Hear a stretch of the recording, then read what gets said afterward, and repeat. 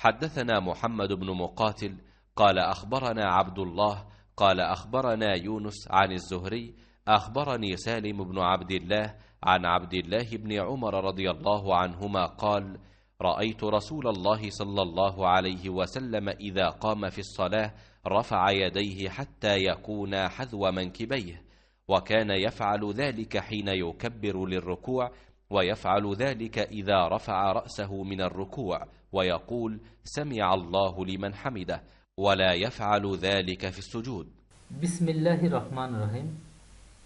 736 আব্দুল্লাহ ইবনে ওমর রাদিয়াল্লাহু তাআলা হতে বর্ণিত, তিনি বলেন, আমি রাসূল সাল্লাল্লাহু আলাইহি সাল্লামকে দেখেছি, তিনি যখন সালাতের জন্য দাঁড়াতেন তখন উভয় হাত কাঁধ বরাবর উঠাতেন, এবং যখন তিনি রুকুর জন্য তাকবীর বলতেন তখনও এরকম করতেন।